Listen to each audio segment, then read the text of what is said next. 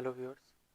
अभी मेरे पास एक पर्सन की बुक्स क्लाइंट है हमारे, उनकी बनानी है, जो कि एक तरह से सेल्फ एम्प्लॉयड प्रोफेशनल हैं, प्रोफेशन में हैं। और जैसे कि प्रोफेशन क्या होते हैं, जैसे कि इंजीनियर, डॉक्टर होते हैं, सीए, अकाउंटेंट्स वगैरह। तो इस ये सब प्रोफेशन होते हैं। तो वो भी क्या है कि एक तरह से कोच है और गेम भी ऑर्गेनाइज करते हैं। तो अभी हमें क्या करना है कि उन्होंने हमें बोला है कि भाई उन्होंने हमें अपने फाइनेंशियल्स दिए हैं, यानी कि अपने बैंक स्टेटमेंट दिए हैं, और बोला है कि भाई बुक्स बनाओ। और उसके बाद आईटीआर भी उनकी भरनी ही है हमको, क्योंकि आईटीआर हमें भरनी ही पड़ेगी और कोई हमारे पास रास्ता नहीं होता है, क्योंकि जिन्होंने इनकम अर्न हुई है उनको, और जो कि टैक्सेबल लिमिट से काफ़ी ज़्यादा है, आप देखोगे अभी। तो हमें आईटीआर भी भरनी है as per income tax law, जो कि एप्लीकेबल है हम सब पे। तो within the due date पिछले साल के अगले साल में भरते हैं हम असेसमेंट ईयर में। तो अभी क्या है कि मैंने एक तरह से मैं सैंपल बना के दिखा रहा हूँ आपको, एक सैंपल करके दिखा रहा हूँ। पर जो पूरी बुक्स हैं, कंप्लीट बुक्स आपको खुद से बनानी है और फाइनली क्लोज करनी है। तो अब हम यहाँ पर हमने टैली खोल रखी थी, और जैसे कि अब हम यहाँ क्रिएट कंपनी पे हमने क्लिक करा, और यहाँ पर हम नाम लिखेंगे, जो भी मतलब जो भी ट्रेड नेम होता है। तो जैसे कि हमारे इन क्लाइंट्स के केस में इनका जो नाम है वो ये आ रहा है अभी आपके सामने।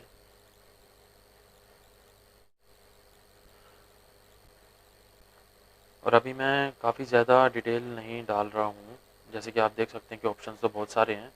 जो ईयर हम सेलेक्ट करेंगे वो हम 1/4/2016 से कर रहे हैं। एक्चुअल में है क्या कि ये बुक्स जो है वो पहले से ऑलरेडी हमने जब पहले इनका काम हमने कर लिया था।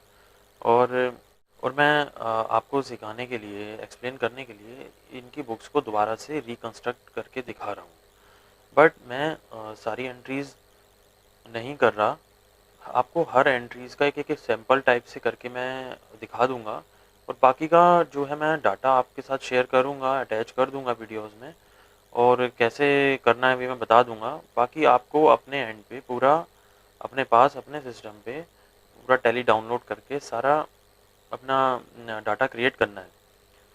जैसे मतलब सारी एंट्रीज़ करना है, बिल्कुल जैसे हमने करा था बिल्कुल वैसे ही आपको करना है। हालांकि मैंने अपना जो डाटा इनका मैंने क्रिएट करा हुआ भी है, उसमें भी मैंने मतलब जो हमारे मतलब क्या है कि जैसे मैंने बताया था कि मैं अपना रियल डाटा यूज़ कर रहा हूँ, लेकिन मैंने नाम वगैरह जैसे ये नाम है ये चेंज कर दिए थे, कर रखे हैं। जो मैंने डाटा ऑलरेडी बना भी रखा है उसमें भी उसको भी मतलब ऐसे चेंज कर रखा है मैंने। तो अभी हमारा यहाँ पे जो नाम है ये हमने ऐसे लिखा हुआ है, सोम्या गेम्स अकेडमी। जो मेरे पास ऑलरेडी डाटा वो भी मैं दिखाऊंगा, उसमें मैंने आगे प्रोप्राइटर करके लिखा हुआ है, ताकि थोड़ा सा वो डिफरेंट दिखे और आप मतलब वो अलग अलग रहे, दोनों में मतलब कन्फ्यूज़न ना हो। सेम नेम से इसलिए नहीं बना रखा, इसलिए उसका नाम थोड़ा सा मैंने डिफरेंट कर दिया है। तो बिल्कुल आपको भी ऐसे ही करना है। फ़िलहाल आप अपने तरफ से एक्स्ट्रा कोई डिटेल्स जानना चाहते हो तो डाल सकते हो। बाकी अब जैसे डाटा में नो वाउचर सेंटर्ड है, तो अभी हमने क्या करा था, मैं थोड़ा सा पीछे जाके दिखाऊँ आपको कि ये जब हमने ऐसे करा, ये कंपनी खुल गई है, ठीक है। यहाँ नाम आ गया है, यहाँ करंट ईयर पीरियड वगैरह आ रहा है। और अभी हम जैसे, एक मिनट, ये बहुत फास्ट ज़रा आगे बढ़ता जा रहा है, एक मिनट। तो जैसे अब ये खुल गई है, तो इसमें ये यहाँ पर हमारा नीचे डिटेल्स आ जाती हैं टैली में, जैसे कि भाई इससे हमें कोई इतना खास मतलब नहीं है, कुछ टेक्निकल चीज़ें हैं, सीरियल नंबर, अकाउंट वगैरह यहाँ पे आता है आपका, लाइसेंस वगैरह की डिटेल्स आती है, रिलीज़ आती है, वर्जन आते हैं टैली में। और यहाँ पर जैसे करंट पीरियड, जो अभी करंट फाइनेंशियल ईयर खुला हुआ है, वो ये 1/4/16 से 31/3/17 है। इसका मतलब ये है कि अभी भी हम, अगर आप अकाउंटिंग वाउचर में जाके कोई आपको एंट्री करनी है, तो आप मतलब जैसे अगर आप 1 मार्च 2016 में करना चाहेंगे तो वो सिस्टम अलाउ नहीं करेगा उसको करने को। इसलिए आपको जो है यहाँ पर मतलब उसको उसके लिए अगर आपको ये पीरियड यहाँ पे डालना होगा उतना ही जितने में आपको एंट्री करनी है। इस पीरियड के अलावा किसी भी डेट में एंट्री आप नहीं कर सकते जब तक कि वो पीरियड ना खुला हो। और जैसे करंट डेट है, इसका मतलब ये है कि अगर आप कोई भी आप एंट्री शुरू करोगे तो उसमें जो बाय डिफ़ॉल्ट अभी एकदम डेट होएगी तो वो ये आएगी। और उसके बाद मतलब आप उसको चेंज भी कर सकते हो, किसी भी डेट में जाके एंट्री कर सकते हो विद इन द पीरियड। तो जैसे कि अभी इससे इतना कोई फ़र्क नहीं पड़ता, इन चीज़ों को हम इतना ध्यान नहीं देते हैं, ठीक है। डेट ऑफ लास्ट एंट्री से पता चलता है कि भाई ये डाटा कहाँ तक अपडेट है या मतलब कहाँ तक इसमें लास्ट एंट्री हो रखी है। वो date of last entry by default यहाँ पे आती है, लेकिन अभी तक कोई एंट्री नहीं है तो इसलिए यहाँ पर कोई एंट्री नहीं आ रही है। और ये हमारा थोड़ा-सा जैसे हम ये कह सकते हैं कि डैशबोर्ड कह सकते हैं या मेन्यू कार्ड कह सकते हैं। और ये साइड में कुछ और मतलब एडिशनल बटन्स, फीचर्स दिए होते हैं। इस सब तरह हर चीज़ का अपना-अपना कुछ ना कुछ रोल है।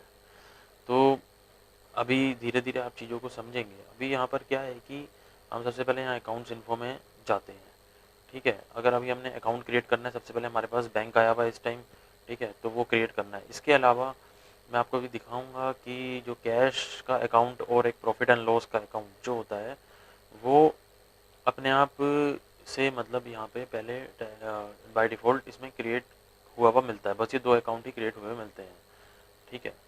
और अब जैसे कि यहाँ मैं गया अकाउंट्स में, अकाउंट्स के बाद इसमें जो है अकाउंट्स पे क्लिक करा है मैंने, जैसे आप देख सकते हैं थोड़ा हाईलाइट हो रखा है। और उसके बाद ये मैं लेजर्स में गया और उसके बाद मैंने ये सिंगल लेजर वाले में क्रिएट वो में जाता हूँ मैं। अगर मुझे बहुत सारे इकट्ठे बनाने हैं तो वो मल्टीपल वाला यूज़ कर सकते हैं। बाकी अभी जैसे यहाँ पर ICICI सेविंग का हमारा ये बैंक था, तो कुछ भी ये हम नाम से बना सकते हैं। ICICI भी डाल सकते हैं खाली, या ICICI अकाउंट नंबर डाल सकते हैं अपनी कन्वीनियंस के हिसाब से कि हमें हमें क्या अच्छा लगता है हम उस हिसाब से डाल सकते हैं। बट एक प्रेजेंटेशन भी अच्छी रहनी चाहिए कि कभी अगर आप कभी अपने रिकॉर्ड से यहाँ से इसे एक्सपोर्ट कर कर किसी कहीं देने हों तो वहाँ पर भी सही आना चाहिए। अब इसको जो है बैंक अकाउंट्स का अंदर आता है, ग्रुप हम सेलेक्ट करते हैं। ये क्या होता है, ये बाकी चीज़ डालना भी ज़रूरी है नहीं है, ये सब चीज़ें एडिशनल चीज़ें हैं, ठीक है। बेसिक मेन जो चीज़ें हैं वो यही हैं। और इसमें जैसे कि हमने सेव कर दिया। अभी आपने ये देखा था कि ग्रुप्स आए थे, ये जो यहाँ पर ये जो ग्रुप्स बने होते हैं, एक मिनट यहाँ पर, अभी यहाँ पर एक मिनट, ये यहाँ पर ये ग्रुप्स आते हैं। तो ये जो ग्रुप्स होते हैं ये क्या है कि ये बाय डिफ़ॉल्ट ये सारे बने होते हैं टैली में, क्योंकि ये जो है क्योंकि मैंने जैसे कोई बताया था कि कोई भी अकाउंट बनाते हैं तो उसका वो अंडर किसी हेड के अंदर अंडर ज़रूर होता है कुछ भी, मतलब उसकी क्या पहचान है कि वो हमारी फाइनल रिपोर्ट्स में, बुक्स में, उस मतलब कहाँ पर वो कैसे प्रेजेंट हो। इसको ये डिपेंड करता है कि हम उसको किस ग्रुप के अंडर ले रहे हैं। ये ग्रुप्स बाय डिफ़ॉल्ट बने होते हैं। इसके अलावा जैसे ये जो हमारे मतलब अकाउंटिंग के लिए जितने भी हमें ज़रूरी मतलब ग्रुप्स की ज़रूरत होती है बहुत सारे बने होते हैं। बाकी जैसे मान लीजिए इसमें सन्डी डेटर का है तो जितने भी डेटर्स बनेंगे वो हम सन्डी डेटर में डाल देंगे। इसके अलावा हम भी इन ग्रुप्स को बना सकते हैं, एडिशनली इनको एडिट भी कर सकते हैं अपने ही कन्वीनियंस के हिसाब से। तो इसलिए ये जो है हमें मतलब इसमें मेन तो कुछ ग्रुप्स का बहुत ज़्यादा कॉमन यूज़ होता है, जैसे बैंक अकाउंट्स हैं, ओडी अकाउंट है, ठीक है। ब्रांच डिवीज़न का जैसे जिसके इनके पास जिनके में ब्रांचेस होंगी वो लोग जो है ब्रांचेस से अपनी डील करते हैं तो वो जो अपनी ब्रांच का अकाउंट बनाएंगे। इसके अलावा जैसे यहाँ पर ये ड्यूटीज़ एंड टैक्सेस होते हैं, टैक्स वगैरह के यहाँ पे इसके अंडर में बनते हैं। इनकम के खर्चों के और जो डायरेक्ट होते हैं वो P&L में ऊपर ट्रेडिंग में आते हैं, वो डायरेक्ट एक्सपेंस डायरेक्ट इनकम के यहाँ बनेंगे।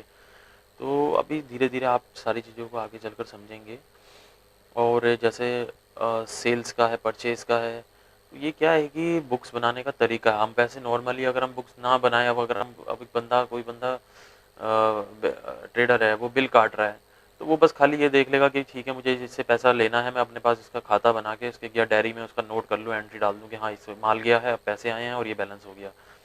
बट यहाँ पर क्या होता है कि यहाँ पर एक पूरा प्रोफेशनल सिस्टम से काम होता है। तो जैसे कि परचेज़ के भी लेजर बनते हैं, ठीक है? और सेल परचेज़ के लेजर बनते हैं, सारा मतलब हर तरह से, हर एंगल से, हर वर्टिकल से, हर तरह से हम डाटा को, ये जो भी हम बनाते हैं जिसे डाटा कहते हैं, इसको हम हर हर तरह से रिपोर्ट्स को देख सकते हैं, एनालाइज़ कर सकते हैं। हर एक जो हर एक अकाउंट की मूवमेंट को एनालाइज़ करते हैं।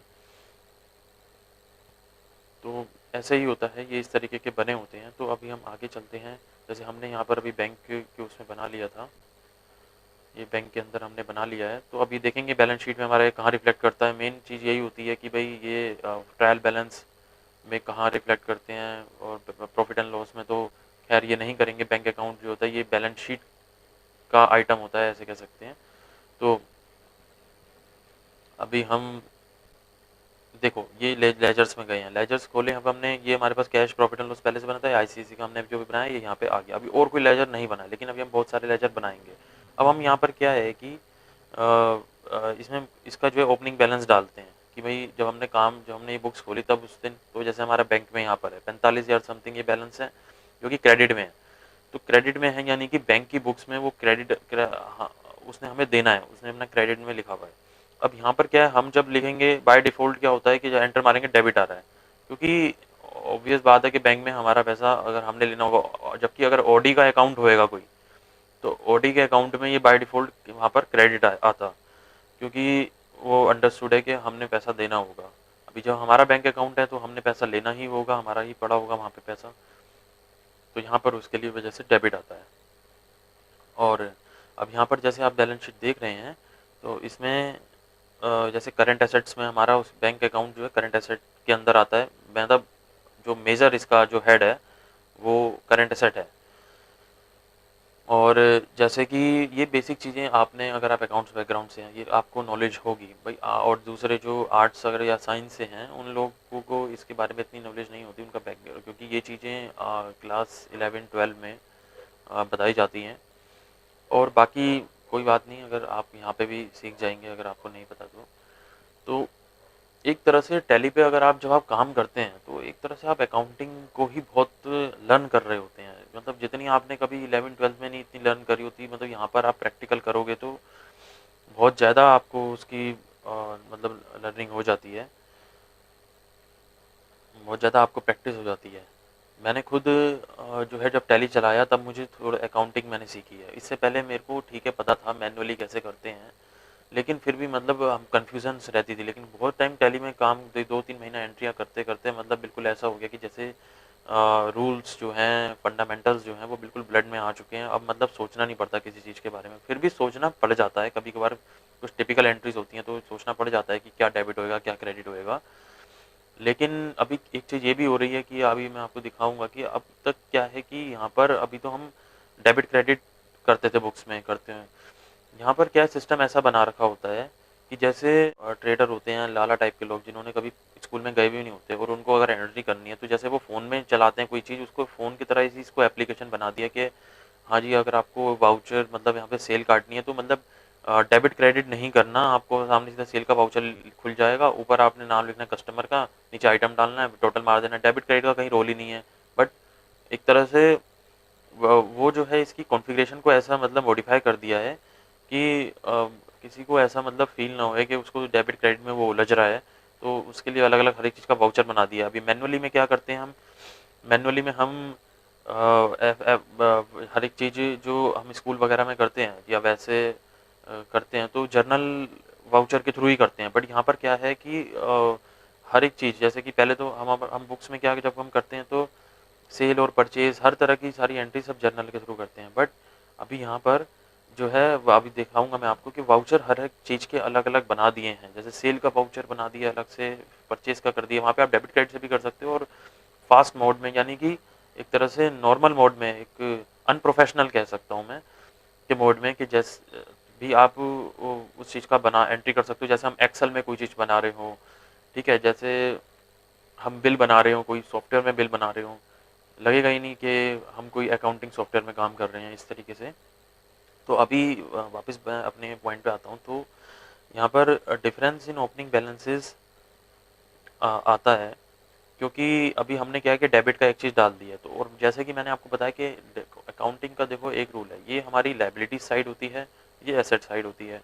अगर कोई भी चीज़ हम अपने पास डेबिट मतलब किसी भी एंट्री को हम 10 रुपये डाल 10 रुपये अगर हम एक एंट्री करेंगे, 10 रुपये को डेबिट करेंगे तो 10 रुपये को क्रेडिट भी करना होगा, अदरवाइज ऐसे वो एंट्री पूरी नहीं होगी। क्योंकि कोई चीज़ अगर एक चीज़ आ रही है, कोई बंदा पैसे दे रहा है तो कोई बंदा पैसे लेने वाला भी है। तो अभी यहाँ पर क्या है कि जैसे हमने यहाँ डेबिट डाल दिया था, तो इसके अगेंस्ट अभी हमने डिफरेंस इन ये यहाँ पे जो आ रहा है, इसके लिए हम क्या करेंगे कि अभी इस बंदे जो ये हमारा क्लाइंट है, इसके पास अभी इसने कोई बिजनेस में कोई ऐसा नहीं है बहुत स्टॉक खरीद रखा है या बहुत एसेट मशीनरी परचेज करी हुई है, कुछ नहीं है, ना कोई बिल्डिंग है ना कोई इंफ्रास्ट्रक्चर है। तो अभी ये क्या कर रहे हैं, अभी हमने क्या करना है कि तो हम क्या करेंगे, इसका जो है मतलब ये मानेंगे कि भाई ये जो अपना इसने बिजनेस में सिर्फ अपना सेविंग बैंक यूज़ कर रहा है, तो वो ही अपनी फिलहाल इस बिजनेस में ये अपना एक एसेट, एक अपनी पूंजी जो भी उसका रनिंग बैलेंस है, तो वो इसने इस्तेमाल में लिया है।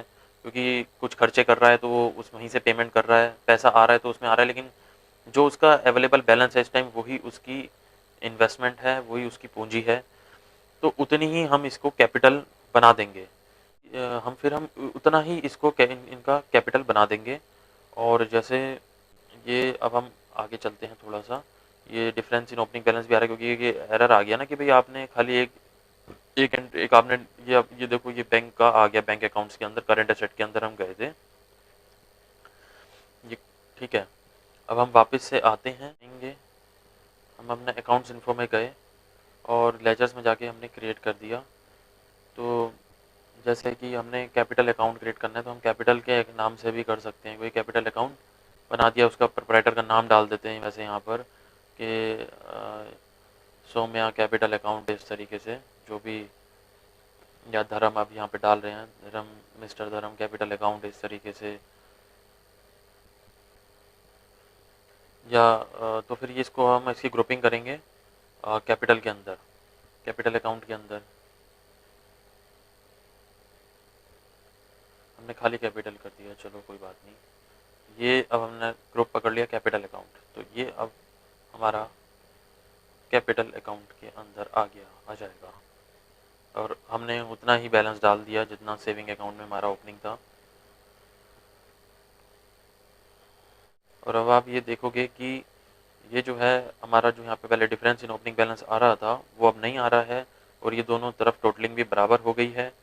ठीक है, और जितना इनका मतलब सेविंग में बैलेंस था उतनी इनकी हमने कैपिटल क्रिएट कर दी है। अब हम आगे चलेंगे एंट्रीज करने की तरफ।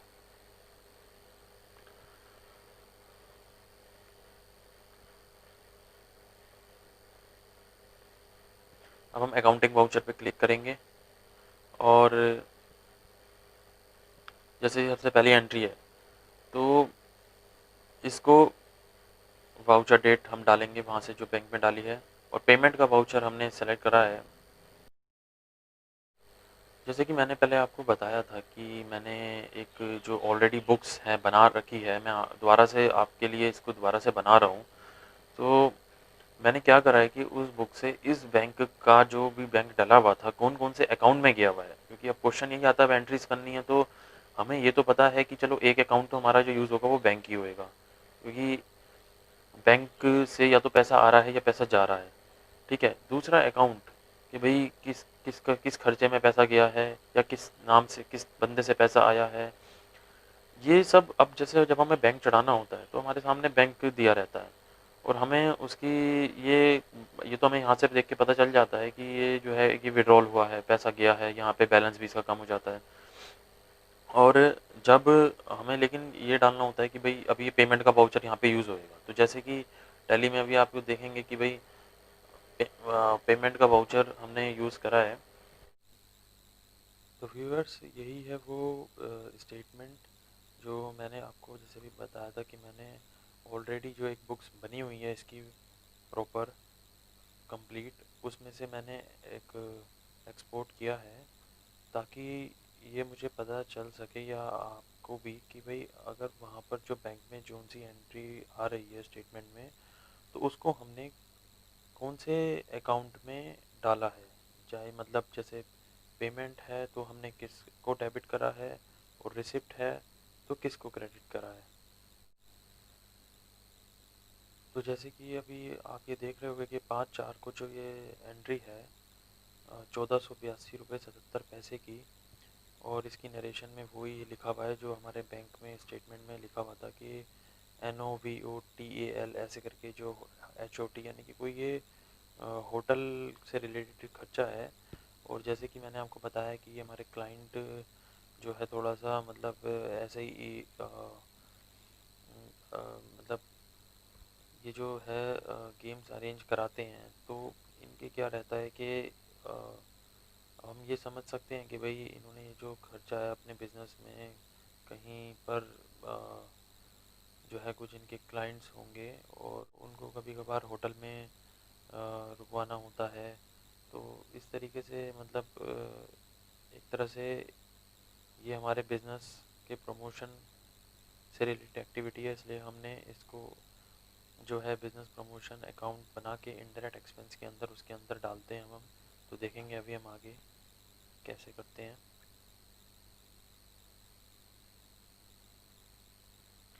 तो जैसे हमने यहाँ पर अब ये एक अकाउंट बनाया है बिजनेस प्रमोशन का, बनाते हैं। ये क्या होता है कि जैसे मान लीजिए अभी हम यहाँ पर थे,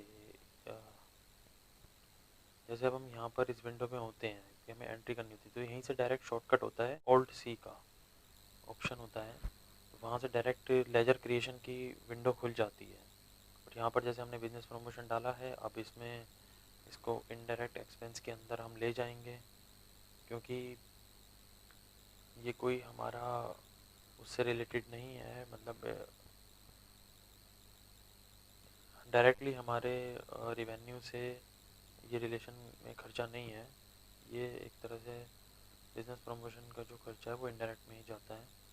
और यहाँ हमने क्रेडिट करेंगे ICICI बैंक को। अब ये जो एक विंडो खुल जाती है ये बैंक एलोकेशन की, तो हम इसको जो है ऐसे इसकी सेटिंग करेंगे कि ये ना आए, क्योंकि अभी हमें ज़रूरत नहीं है ऐसी इतनी फीचर्स इतना कॉन्फ़िगरेशन डालने की। तो हमने उसको यस कर दिया, और फिर बस इसमें नरेशन हम नहीं डाल रहे फ़िलहाल। अभी हमें समझ आता है कि भाई बिजनेस प्रमोशन का खर्चा है, डाल दिया। नरेशन डालने में ये नरेशन डाल सकते थे, जैसे कि मैंने आपको भी आपने दूसरे मेरे स्टेट उसमें देखा था PDF में कि उसमें मैंने सब नरेशन सारी डली हुई है। और बट अभी मैं इस बुक्स में नहीं डाल रहा हूँ, लेकिन आपको बता रहा हूँ कि नरेशन डालते हैं। क्या करते हैं कि बैंक में जो पर्टिकुलर आता है उसी को हम नरेशन में डाल सकते हैं, या फिर अपने हिसाब से भी कुछ मॉडिफाई कर सकते हैं अपने कन्वीनियंस के लिए, अपनी रिमेंबर करने के लिए कि भाई अपने कि हमें अपने हिसाब से अगर हमें कुछ डालना है, कि हमें कल को अगर देखना है कि उसकी नरेशन में ये लिखा है, और उससे हमें पता चल जाए कि भाई हमने इस को खर्चे को इस अकाउंट में, इस पेमेंट को, इस एंट्री को इस अकाउंट में क्यों डाला है, और हमें कल को कोई कंफ्यूजन नहीं चाहिए, तो हम डाल सकते हैं उस चीज़ को लेकर। ठीक है, तो अब आगे बढ़ते हैं इसमें। इसी तरीके से अब हम और एंट्रियां करेंगे। अब मैं सारी आपको एक एक एंट्रीज करके दिखा रहा हूँ, मतलब मैंने करी हुई थी, तो अलग अलग तरह की मैं एंट्रीज करके दिखाऊंगा। बाकी जैसे मान लो हम अभी यहाँ पर गए थे, जैसे ये अगर हम जाते हैं यहाँ पर, जैसे मान लो ये हम शॉर्टकट्स के थ्रू जा रहे हैं। एक बार दोबारा से मैं दिखाता हूँ आपको। तो ये क्या है कि मैंने रिकॉर्डिंग करी हुई है, तो ये बड़ी फास्ट हो गई है, मेरे को इतना ज़्यादा एक्सपीरियंस था नहीं। अब जैसे हमारा ये बैलेंस मैंने अभी हाईलाइट किया था कि हमारा क्या हो जाता है दूसरी एंट्री, उस एंट्री करने के बाद, तो उसको हम मैच करेंगे। मतलब क्या होता है कि अभी यहाँ पे कि अपना एक्सपीरियंस भी है मेरा, कि जब हम शुरू शुरू में काम करना मैंने कर रहा था, तो हम क्या करते थे कि जैसे एंट्रियाँ करते थे, अब ये डाउट रहता था कि भाई क्या ठीक करी है गलत करी है। तो क्या है कि बैंक का जो रनिंग बैलेंस होता है स्टेटमेंट में, उसको हम मैच करते चलते थे। 2-4 एंट्री कर ली, उसके बाद मैच कर लिया कि चलो कोई बैलेंस हिला तो नहीं है। पता चले कभी कभार पेमेंट को रिसीप्ट में डाल दिया, रिसीप्ट को पेमेंट में डाल दिया, तो उल्टा कर दिया, तो फिर वापस एंट्री को फिर से रिवर्स करना, वो उसी को फिर एडिट करना पड़ता था। तो अभी जैसे कि ये हमारा जो मेन्यू ये जो होता है, मैं इसमें तो बहुत फास्ट आ गया है, तो इसमें अभी क्या होता है कि अभी हम जाते हैं यहाँ से डिस्प्ले पे, मैंने जो ऑप्शन सेलेक्ट किया है वो हम अपने कीबोर्ड में दबाते हैं। ये जो क्या होता है कि इसमें जैसे ऑप्शंस दिए होते हैं, तो यहाँ पर जैसे एक ये बोल्ड कर रखा होता है कोई कोई लेटर, तो ये इसका शॉर्टकट होता है। तो मैंने यहाँ पे दबाया पहले डी, उसके बाद यहाँ पर दबाया हमने ए, डी के बाद जो होता है एक बीच में और वो है ए दबाया था, और उसके बाद हम दबाते हैं प्रेस करते हैं सी, यानी डी ए सी फटाफट से कीबोर्ड पे करते हैं। तो ये हमारा क्या है कि कैश और बैंक वाली स्पेसिफिक रिपोर्ट खुल जाती है। और फिर हम जो है ना इसमें जो है जाते हैं, और जैसे इसमें फिर हम आगे जाएंगे, इसमें ये खुल जाएगी, तो ये यहाँ पे ये खुल गया। अब इसमें क्या है, कैश का अभी हमने कोई अकाउंट में एंट्री करी नहीं, तो कैश इसलिए शो नहीं हुआ था। बाकी बैंक का लेजर खुल गया है, और इसमें जैसे कि एक एंट्री अभी तक हमने करी है तो वो ये आ रही है। और ये बाय डिफ़ॉल्ट क्या है कि पहला महीना खुला है अप्रैल का, यहाँ पे पूरा साल नहीं खुला, क्योंकि अप्रैल में एक एंट्री है, इसके अलावा आगे कोई एंट्री है नहीं। तो अब ये क्या है कि जैसे ओपनिंग हमारा था ये, और एक इसमें ये हमने पेमेंट करी तो बैंक हमारा क्रेडिट हो जाएगा, हो गया था। और उसके बाद जैसे ये क्या था, मैंने अभी आपको बीच में अभी हमने ये एक यहाँ पर हम F12 करते हैं, जैसे अब ये मैंने ये ऑप्शन आ जाता है यहाँ पर। अगर मान लो जैसे हमने एक ये लेजर खोला था, और अब यहाँ पर हम ने क्या प्रेस किया है कि F12 प्रेस किया था, तो F12 प्रेस करना होता है। एक ये यहाँ पर भी ऑप्शन होता है, यहाँ से भी क्लिक करके आ जाता है। तो अगर जैसे हम F12 करते हैं, बाकी ये F12 अलग है, ये ऑल्ट के साथ दबाने वाला F12 है, इसका यूज़ अलग होता है। ये F12 बहुत ही कॉमन यूज़ करने वाला ऑप्शन है। तो हम इसमें क्या करते हैं कि जैसे F12 दबाएंगे, तो इसमें यहाँ पर एक ये कॉन्फ़िगरेशन का ऑप्शंस का एक नया विंडो खुल जाती है, और इसमें हमसे पूछता है कई तरह की ये मॉडिफिकेशन, मतलब हम अपना यहाँ पर इस जो लेजर खुल जाता है, ये खुला है आईसीआईसी बैंक का, इसको हम किस किस स्टाइल में देखना चाहते हैं, या मतलब क्या क्या चीज़ें हमें यहाँ पर प्रेजेंटेशन में हमें चाहते हैं हम चीज़ें देखना। तो जैसे मैंने क्या करा है कि इसमें नीचे सबसे नीचे आप देख रहे हैं, मैंने सीधा एंटर करता चले गया, सबसे नीचे लास्ट में रनिंग बैलेंस में जाके मैंने यस कर दिया। और उसके बाद ये जो है यहाँ पर एक ये रनिंग बैलेंस, ये बैलेंस भी शो हो रहा था। इससे पहले जो बाय डिफ़ॉल्ट इसमें सेटिंग है टैली में, उसमें ऐसा नहीं आता। देखो अभी आप पहले देख रहे हो कि ये क्या होता है, रनिंग बैलेंस नहीं आता, लेकिन क्या होता है कि ओपनिंग आता है, करंट का टोटल्स आते हैं, कितना टोटल अमाउंट डेबिट हुआ, कितना क्रेडिट हुआ, और लास्ट में क्लोजिंग बैलेंस आ गया, जब भी जहाँ तक भी एंट्रियाँ हो रखी हैं। ठीक है, तो अभी लेकिन अभी जब हमें कई बार कई सारी एंट्रीज होती हैं और हमें ज़रूरत पड़ती है कि मूवमेंट देखना है कि बैलेंस रनिंग बैलेंस कैसा चल रहा है, या फिर कोई भी रीज़न से, तो हम उसको यस कर देते हैं। तो बाय चांस मेरा अभी तो फ़िलहाल मैं एंट्री कर रहा था, लेकिन मैंने ये चीज़ भी आपको यहाँ पे दिखा दी है। बाकी इस तरीके से टैली में बहुत सारे फीचर्स होते हैं। मैंने भी अभी तक इतने फीचर्स यूज़ नहीं करे हैं, क्योंकि कुछ तो बहुत कॉमन होते हैं, जैसे कि अभी मैंने ये आपको करके दिखाया, तो कुछ तो ऐसे होते हैं बड़े बड़े स्पेसिफिक होते हैं कि वो जैसे बहुत ज़्यादा डिटेल में अगर हम चीज़ें बना रहे हैं, और बाकी हमारा डिपेंड करता है कि हमारा नेचर कैसा है, मतलब जो हमारे ऑर्गेनाइजेशन का नेचर क्या है, सर्विस सेक्टर की है, या तो ठीक है विदाउट इन्वेंट्री बनेगी बुक्स हमारी, अगर गुड्स में ट्रेडिंग करते हैं तो इन्वेंट्री वाली बनेगी। इसके अलावा बाकी बहुत कुछ हाई लेवल एडवांस लेवल की, मतलब एक तरह से बहुत ज़्यादा टेक्निकल एंट्रीज का भी सिस्टम रहता है। जैसे कॉस्ट सेंटर बनाना, वर्क कॉन्ट्रैक्ट वाले लोग काम करते हैं, प्रोजेक्ट वाला काम करते हैं, तो वो सारी चीज़ें इतने नॉर्मल कोर्स में काम में नहीं आती हैं, और फिर उनको सीखने का भी क्योंकि क्या है कि अगर आप सीख भी जाओगे तो बहुत जल्दी भूल जाओगे, तो ज़्यादा ध्यान उन चीज़ों पर ना देकर जो सबसे मेन, जो सबसे कॉमन कॉमन चीज़ें हैं उन पर ज़्यादा फोकस करा जाए। स्पेसिफिक चीज़ों को जब जैसे ज़रूरत पड़ेगी आप लर्न कर लोगे। अगर आपको एक बार ये पता चल जाए कि मुझे लर्न करना कैसे है, पर बेस आपका भी हो जाए सही से अच्छा स्ट्रॉन्ग। तो अभी जैसे कि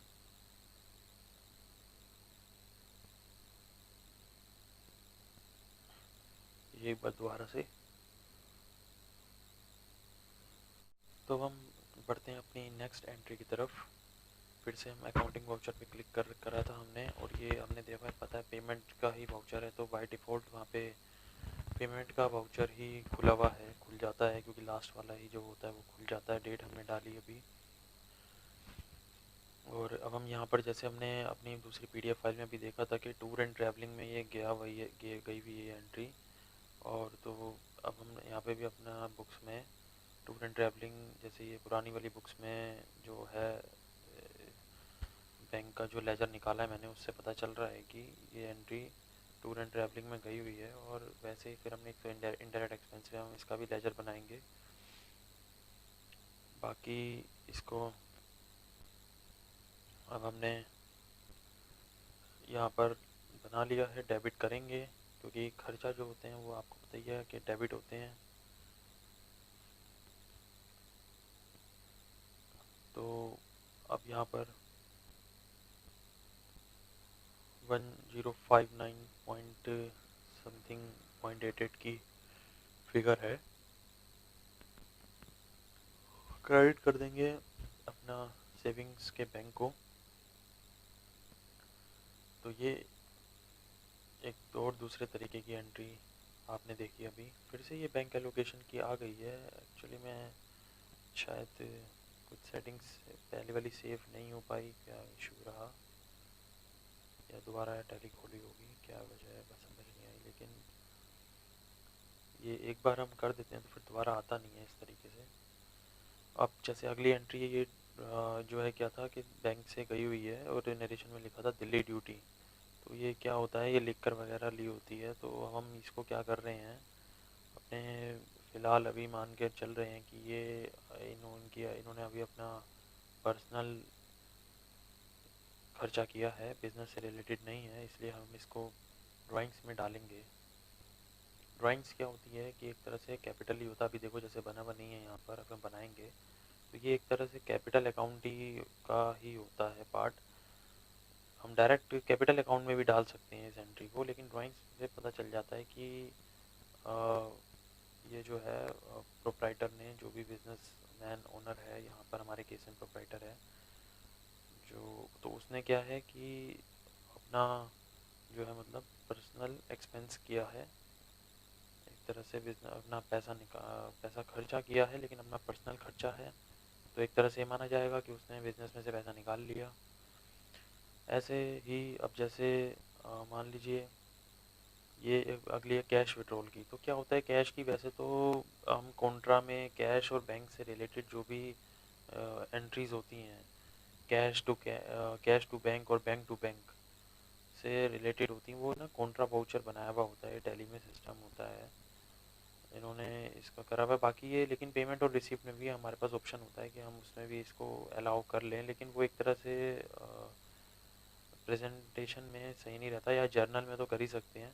तो अब जैसे हमने क्या करा है कि यहाँ पर ये कैश विड्रॉ किया था, तो क्रेडिट करेंगे अपने बैंक अकाउंट को, डेबिट कर देंगे कैश को, क्योंकि cash debit what comes in, credit what goes out. Cash यहाँ पर आ रहा है तो डेबिट उसको करेंगे। अभी हमारे पास बुक्स में मतलब कैश आ रहा है, बिजनेस में कैश आ रहा था, इसलिए हमने उसको डेबिट किया। अब और एंट्री है जैसे कि अगली है वोडाफोन की है। तो ये क्या है, अपना बिजनेस करते हैं उसमें अपना फ़ोन भी इस्तेमाल करते हैं जो, तो अब हम इसको डेट चेंज कर लिया, टेलीफोन एक्सपेंस में डालेंगे। अभी हम ज़्यादातर सारे ये पेमेंट्स वगैरह डाल रहे हैं, और ज़्यादातर पेमेंट्स की एंट्रीज ही होती हैं। मतलब बंदे के खर्चे छोटे छोटे कई सारे होते हैं, लेकिन उसको जो पैसा आता है वो ज़्यादातर केसेस में कि मतलब एक इकट्ठा पैसा आता है, तो रिसिप्ट्स की एंट्रीज कम ही होती हैं। ये भी हमारे सब इनडायरेक्ट एक्सपेंस में ही आएंगे। और इसको जो है अब हमने ये 900 रुपये का था, ये डाल दिया यहाँ पर।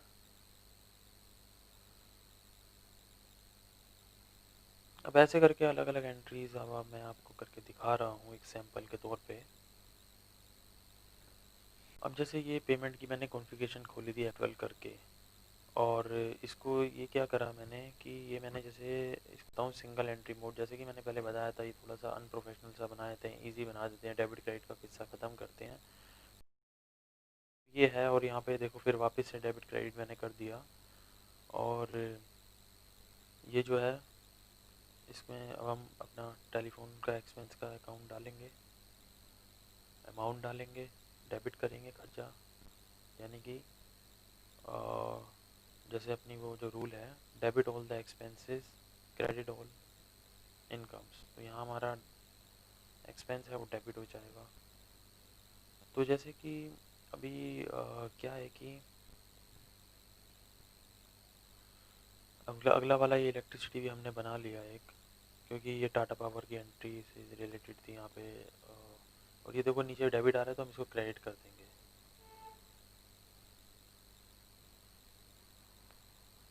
तो ये एक और एंट्री हो गई हमारी। तो अभी क्या है, मैं बैलेंस मैच नहीं कर रहा हूँ क्योंकि अभी मैं वैसे भी कोई कोई एंट्रीज करके दिखा रहा हूँ। ठीक है, अब जैसे ये क्या है, एक रिसिप्ट की एंट्री भी थी हमारे पास जैसे उधर 13/4 में। तो अब हम इसको, जैसे हमारे पास बैंक में भी है, और ये 4510 रुपये चेस फॉर चिल्ड्रन करके लिखा होता है। तो कहने का मतलब ये है कि कुछ इन्होंने अरेंजमेंट करा होगा, कुछ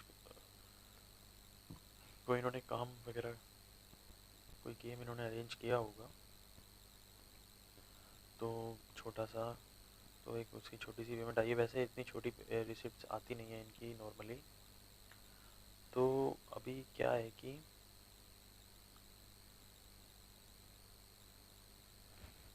ये 4510 रुपये, तो हम वहाँ पे टैली में रिसिप्ट का वाउचर खोलेंगे, अकाउंटिंग वाउचर में जाएंगे, वैसे पेमेंट का आएगा। तो हम इसको क्या करेंगे, यहाँ से F6 कर, डेट तो खैर अभी पहले डाल दी है, लेकिन इसको F6 यहाँ पे ऑप्शन होता है, अभी मैंने करा नहीं है, बट ये गलती से, अब देखो ये मैंने F6 कर दिया।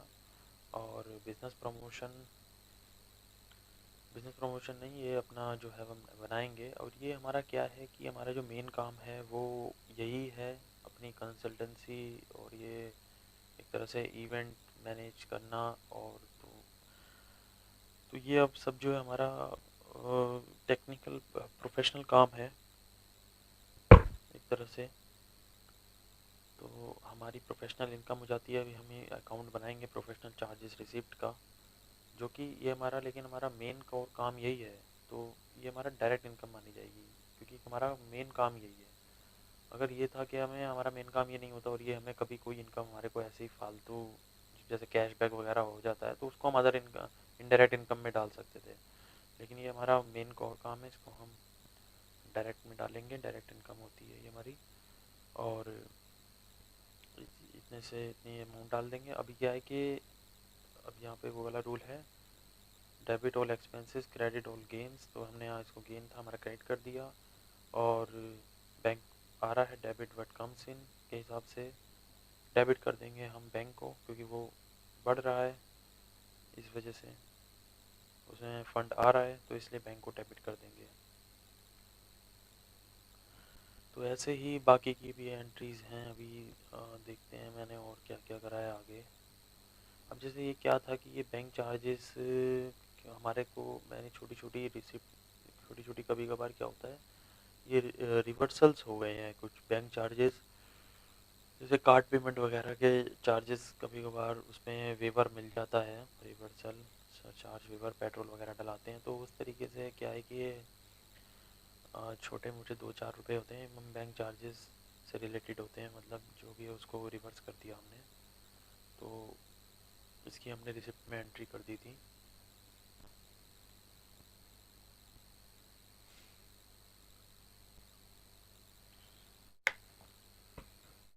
ये एक और जैसे कुछ एंट्री है कि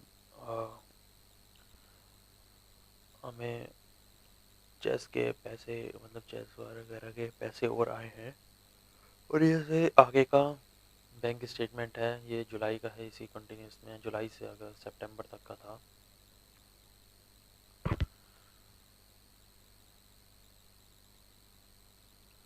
तो इस तरीके से ये मैंने सारा का सारा जो है जोन जोन से अकाउंट्स में एंट्री जाएगी उसका बना रखा है, एक एक्सपोर्ट कर रखा है कि जोन जोन से अकाउंट में मैंने डाला था पहले ऑलरेडी, जो हमने क्रिएट कर रखी है बुक्स उसमें। अब जैसे एक ये फेसबुक में इन्होंने कभी एड्स भी करे हैं, तो ये एडवर्टाइजिंग से रिलेटेड है, तो हमारा एडवर्टाइजिंग एक्सपेंस हो जाएगा। कभी कभार जैसे अपना मार्केटिंग करते हैं, ये जो भी अपनी इनकी एक्टिविटीज़ हैं उनके बारे में।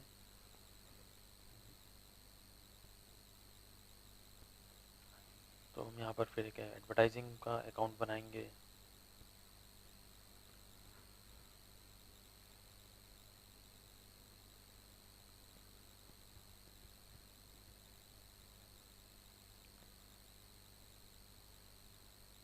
बाकी फ्रेंड्स आपको एक बार सारे जो भी मैं डाटा अटैच करूँगा वीडियो के साथ, रिकॉर्ड्स, सपोर्टिंग डॉक्यूमेंट्स, उन सबसे पहले उनको स्टडी करना, उनसे गो थ्रू होना आपको है पहले, उसके बाद आपको शुरू करना है। मतलब आपको थोड़ा सा उससे लर्न भी करना है पहले। जैसे मैंने जो अकाउंट स्टेटमेंट मैंने ऑलरेडी बुक्स का मैंने लगा रखा है, वो बाकी में जो अलग अलग मेन मेन चीज़ें जो हैं, स्टेप्स हैं, वो मैं अपनी इन वीडियोस में आपको करके दिखा ही रहा हूँ। रिपीटेशन वाला काम मैं नहीं करके दिखा रहा, वो आपको खुद ही करना है।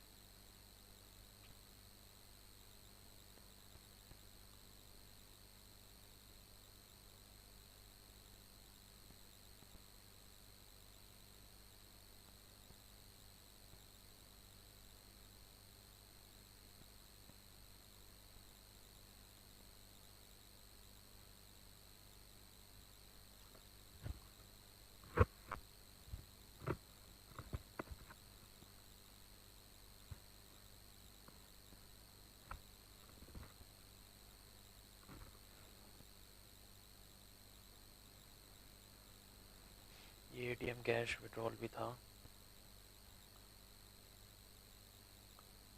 वैसे तो इनकी बुक्स में बहुत ज़्यादा अलग अलग डिफरेंट नेचर की एंट्रीज नहीं है, बहुत छोटी सी बुक्स है,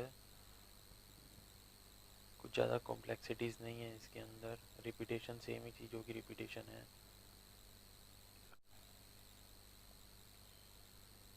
जैसे अभी मेंबरशिप चार्जेस का था, बाकी जैसे पेटीएम वगैरह में भी होता है, तो हमने जैसे दे रखा है, ये लगभग 17 पेज का ये वाला स्टेटमेंट है विद नरेशन।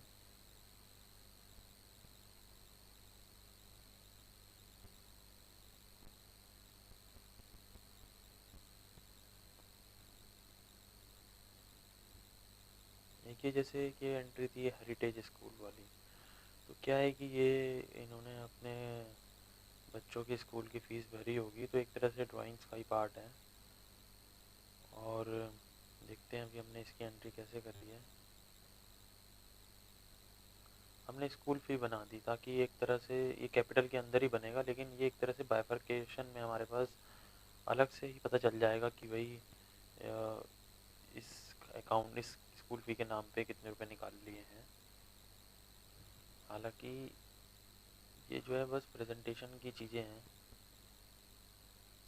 है ये सब कैपिटल का ही पार्ट, कैपिटल अकाउंट की ग्रुपिंग का ही पार्ट है। क्रेडिट कर देंगे अपने बैंक को, क्रेडिट कर देंगे अपने बैंक अकाउंट को, सेम वही ICC है, अभी सेविंग्स चल रहा है। अब देखते हैं आगे नेक्स्ट क्या है, कौन सी एंट्री है।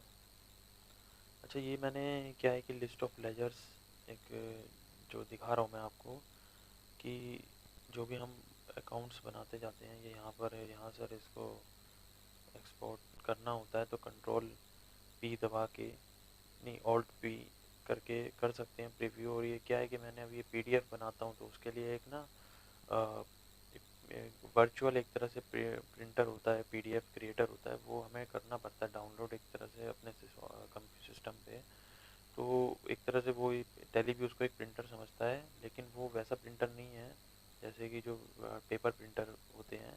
ये एक तरह से सॉफ्ट प्रिंटर कह सकते हैं, सॉफ्ट कॉपी मतलब जनरेट कर देते हैं, पीडीएफ जनरेट कर देते हैं। जैसे अब ये देखो, ये करते ही ये मैंने कर रखा था एक डू पीडीएफ के नाम से, तो वही सिलेक्ट होके अब जैसे ही वो हम उसको प्रिंट करते हैं तो वो एक तरह से ये हमारा ओपन हो जाता है। जो भी ब्राउज़र हमारा डिफ़ॉल्ट होता है उसमें वो ओपन हो जाता है एक बार जैसे ही वो कोई भी पीडीएफ क्रिएट होती है टैली के थ्रू। तो यहाँ पर क्या है कि जैसे बड़े बड़े इसमें ग्रुप्स भी हैं और ग्रुप्स के अंदर लेजर्स हमने जो बना रखे हैं वो शो कर रहा है। सारी बुक्स, पूरी हमारी टैली में इस टाइम बुक्स में जितने भी अकाउंट्स हैं वो सारे ये शो कर रहा है, बने हुए जो जितने भी अकाउंट्स बने हुए हैं। तो ये आपने देख लिया। अब हम थोड़ा सा आगे चलते हैं, देखते हैं क्या रहता है। अभी मैं जैसे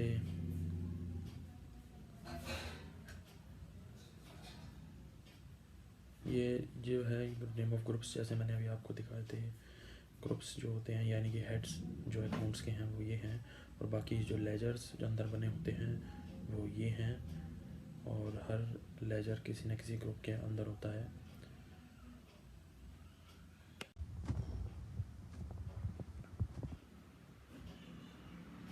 अभी फ़िलहाल ये मैंने दोबारा से वही पूरा पीडीएफ खोल दिया है जो बैंक स्टेटमेंट था अपना, उसका भी अब ये रहा। अब हम खोलेंगे इनका करंट अकाउंट। तो जैसे कि आप देख सकते हैं कि ये जो है करंट अकाउंट में ट्रांजैक्शन अभी पीरियड दिखा रहा है 1 जुलाई से 30 नौ में। तो इसमें इन्होंने 23 सितंबर को क्या करा है कि 50,000 रुपये डिपॉज़िट करे हैं, और ये जो है मतलब इन्होंने अपने सेविंग से करे हैं, और सेविंग्स अकाउंट में भी हमें सेम एंट्री मिलेगी, मतलब जो इन्होंने अकाउंट खोला है। तो और ये जो है फर्म के नाम से होता है, ऊपर वैसे मैंने काट के लिखा हुआ है नाम, सौम्या स्पोर्ट्स एकेडमी। ये इनके खुद के नाम से नहीं होगा। तो जैसे कि ये एंट्री इनके सेविंग से हमने वो करंट खुलाया था, तो ये देखिए आपने कि हमने यहाँ से डेबिट जा रहा है 50,000 रुपये, और ये सीधा यहाँ पे इनके करंट अकाउंट में डिपॉजिट में आ रहा है। तो और ये जैसे कि मैंने यहाँ पर एक ये जो ओरिजिनल बुक्स थी उसमें से करंट अकाउंट का भी मैंने एक्सपोर्ट कर रखा है, जो कि हमारा, ताकि ये पता रहे एंट्री करने के लिए कि कौन से हेड में कौन सी एंट्री डलेगी, कौन से अकाउंट डेबिट क्रेडिट होएगा, इजी रेफरेंस के लिए कौन सी एंट्री किस अकाउंट में डेबिट या क्रेडिट होएगी। इस पर्पज़ के लिए, इस चीज़ की नॉलेज के लिए, इस चीज़ को जानने के लिए, इस चीज़ की हेल्प के लिए कह सकते हैं बुक्स बनाते हुए। तो अब हम इस स्टेटमेंट को भी एंट्री करने शुरू करेंगे।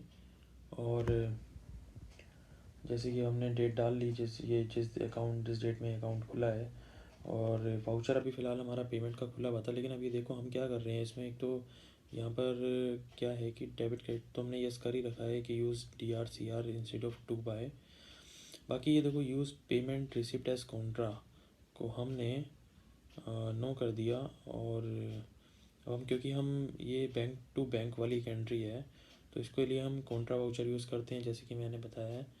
और जैसे कि यहाँ पर अभी हमारा जो, उसको तो हमने क्रेडिट कर दिया सेविंग अकाउंट को, और यहाँ पे हमने ये करंट अकाउंट बना रहे हैं, ये भी बैंक अकाउंट्स के अंदर ही बनेगा।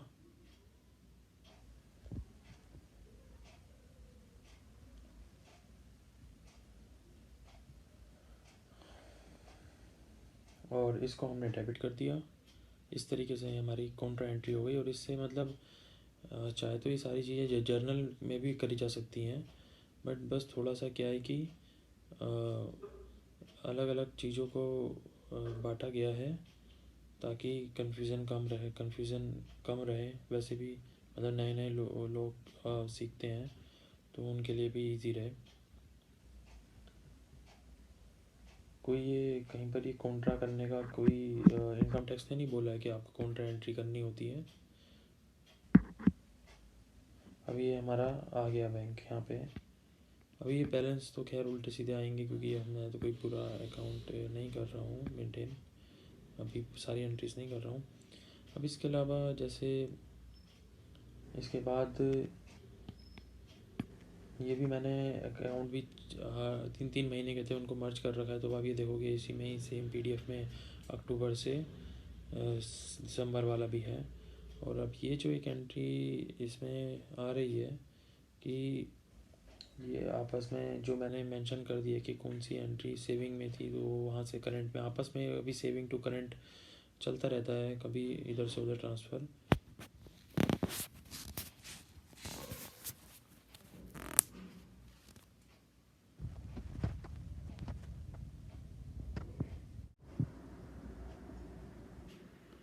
अब जैसे ये एक एंट्री है रिसिप्ट की, हमारे करंट अकाउंट में आनी शुरू हो गई है अब, ये मतलब क्लाइंट के। तो अब हम इसको भी ये अपनी जो है प्रोफेशनल रिसिप्ट्स जो अकाउंट हमने बनाया था उसमें डालेंगे। प्रोफेशनल कोचिंग रिसिप्ट्स यानी कि यहाँ पे है ना, हमने यहाँ से देखा ये 4000 आया है, और ये हमारे को फ़िलहाल जोन सी एंट्री, और ये तो खैर मैं पूरा वो दिखा रहा हूँ। बाकी जैसे स्टाफ सैलरी है, ये भी एक नया अभी है, व्हीकल रनिंग है, मेंटेनेंस है। तो ये सब मतलब नए अकाउंट्स आपको और बनाने भी हैं, मैंने नहीं बनाए हैं। और इनकी ग्रुपिंग कहाँ होती है ये आप देखने के लिए, उसके लिए मैं लिस्ट ऑफ अकाउंट्स भी साथ में अटैच कर दूंगा, ग्रुप ऑफ अकाउंट्स के साथ कि किस ग्रुप में कौन सा अकाउंट बना हुआ है। अभी मैं अपने आईपैड पर इस वीडियो को मैंने प्ले किया हुआ है और मैं फेस कैम के थ्रू इसको एक्सप्लेन कर रहा हूँ। अब ये वाउचर की हमने डेट डाली, अभी मैं दूसरी वाली एंट्री कर रहा हूँ, ये कॉन्ट्रा में कर रहा। अच्छा, कॉन्ट्रा से तो यार मैं चेंज कर रहा हूँ मैं यहाँ पे वाउचर अपना। और क्या है कि ये रिसिप्ट का होना चाहिए अगर मैं वाली एंट्री करूँ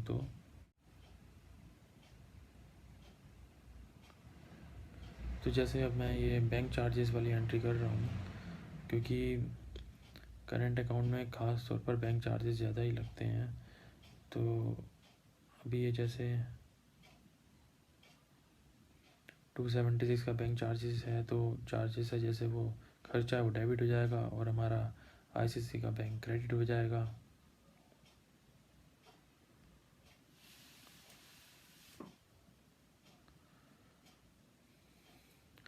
जो मैं अभी वीडियो बना रहा हूँ मुझे अपना भी टाइम याद आ रहा है स्टार्टिंग का। उस टाइम पर हमें बहुत जो है चीज़ें हमेशा हर एक स्टेप बड़ा ही सोच सोच कर फूक फूक कर रखते थे, बार बार सीनियर से नहीं पूछते थे हर एक चीज़ को।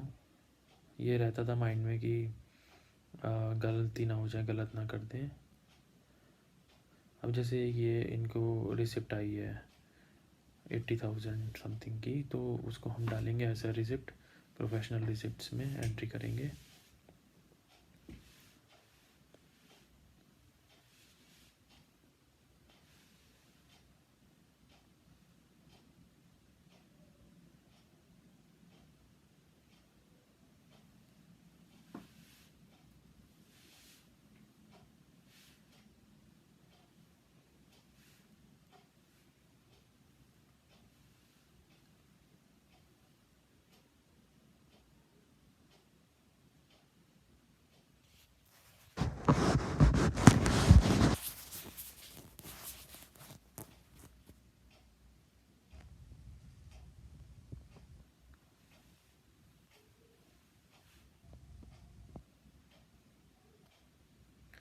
ये हमारा ये गलत एंट्री देखो, जैसे मैं करने लग रहा था तो कभी कभार हम करने लग जाते हैं, फिर करते करते हमें याद आता है, समझ आता है कि अरे ये तो गलत कर रहे हैं।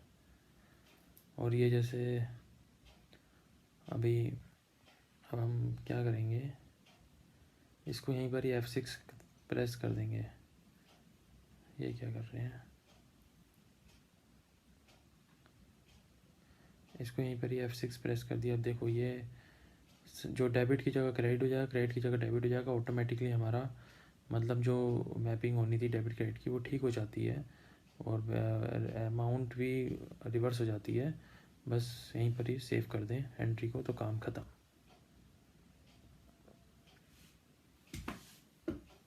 ये हमने नरेशन ऐसे कॉपी कर दी कंट्रोल ऑल्ट वी के साथ, control alt C, control alt we.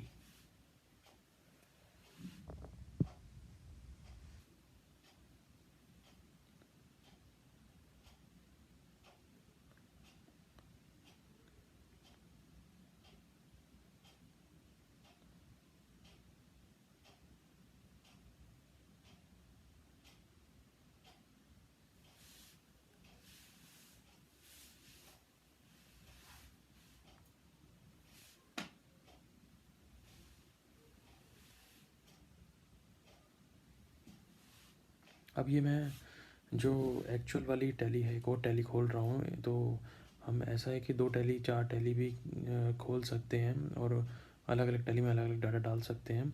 तो अब मैं यहाँ पर वो वाला डाटा है खोल रहा हूँ जो सा मैंने ऑलरेडी हमारा फाइनल डाटा है, कंप्लीटेड है, उसका पाथ डाला है। और ये देखो इसमें साथ में लिखा हुआ है ये एक्चुअल में सौम्या स्पोर्ट्स एकेडमी प्रोप्राइटर, इसमें मैंने ब्रैकेट में आगे लिखा है तो पहचान करने के लिए। और इसमें लास्ट डेट ऑफ एंट्री 31 मार्च 2018 आ रही है।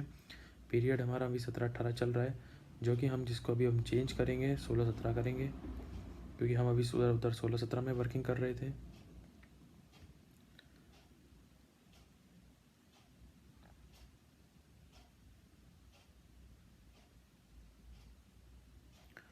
यहाँ हमारे दोनों बैंकों का बैलेंस आ रहा है, वो भी डेबिट में। अब मुझे याद आया कि मुझे तो पीरियड चेंज करना है, तो मैंने चेंज किया।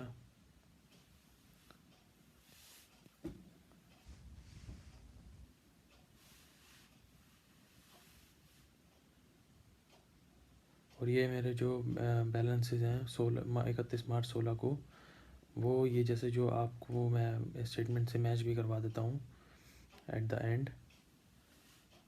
और आपने देखा हर महीने में काफ़ी डेबिट क्रेडिट की एंट्रीज ये समरी मंथली दे रखी होती है टैली में। जैसे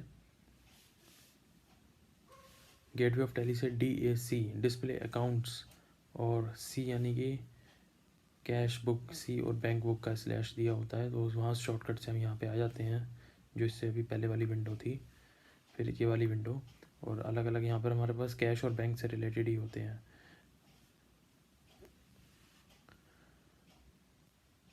और OD का बैंक OD का अकाउंट होता है तो वो भी यहीं पर ही आ जाता है, यानी कि कैश और बैंक्स सारे।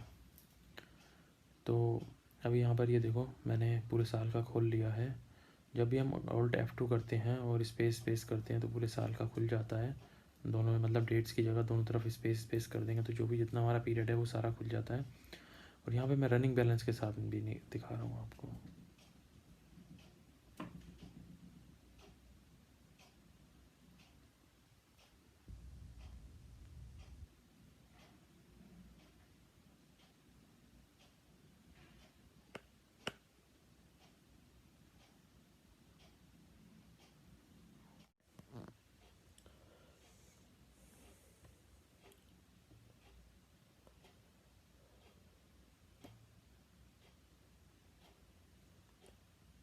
और ये बैंक अकाउंट मैंने डिटेल्ड,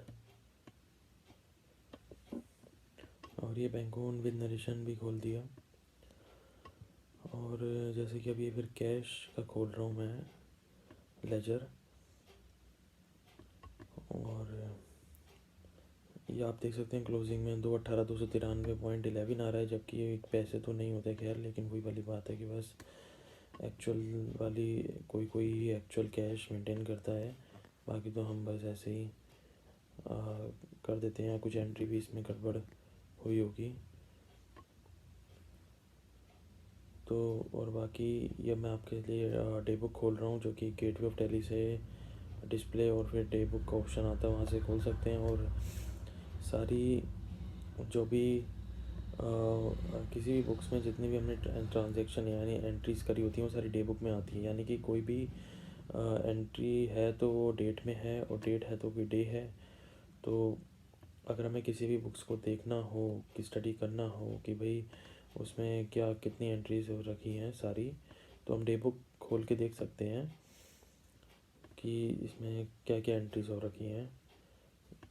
तो इसके अलावा जैसे अभी लास्ट में इसमें आप कुछ एंट्रीज देखेंगे, चार एंट्रीज एक रिसिप्ट की जो कि कैश की है, कन्वेंस की, वो आपको बैंक से नहीं मिलेगी। जैसे हमने इसके अलावा सिर्फ हमने 2 बैंक की अपडेट करी हैं, तो ये 4 एंट्रीज़ ही और एक्स्ट्रा हमने करी है।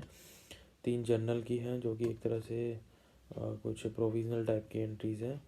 तो और बाकी एक इन्होंने हमें कैश में जैसे बताया था कि भाई खर्चा हुआ है इनका, एक हमने लमसम में ऐसे ही डाल दिया कि हाँ कन्वेंस का डाल दिया खर्चा, ऐसे भी कह सकते हैं, और हुआ भी होगा।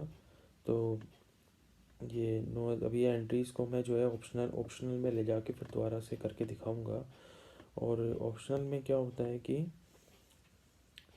एक सिस्टम होता है कि भाई एंट्री का इफ़ेक्ट जो है बुक्स में बिल्कुल नहीं आता balance sheet profit and loss में, और वो एक तरह से ज़ीरो मानी जाती हैं। बट वो क्या है कि ये कि हमें याद रहे, और कल को अगर हमें वापसी उसको रेगुलर करना है, ऑप्शनल से हटाना है, तो इजीली हमें एंट्री करने की ज़रूरत नहीं पड़ेगी, और उसी में हम उसको जो है ऑप्शन दिया रहता है रिमूव करने का और मूव करने का बुक्स में। तो जैसे अभी हम उसको ऑप्शनल करेंगे तो वो ऑप्शनल हो जाएगी, और अदरवाइज़ तो बाकी जो एंट्रीज़ होती हैं फिर ये मतलब ये सारी रेगुलर होती हैं, और वो ऑप्शनल से उसको फिर हम रेगुलर कर देंगे तो वो उसका भी इफ़ेक्ट बुक्स में आने लगेगा। बट मैं आपको वो एंट्रीज़ करके दिखाऊंगा दोबारा से, बजाय कि मैं उसको मूव करूँ। और जैसे कि ये डिटेल में खोला था मैंने, तो इसमें एक एक अकाउंट ही था, एक डेबिट एक क्रेडिट, इसलिए वो आ गया।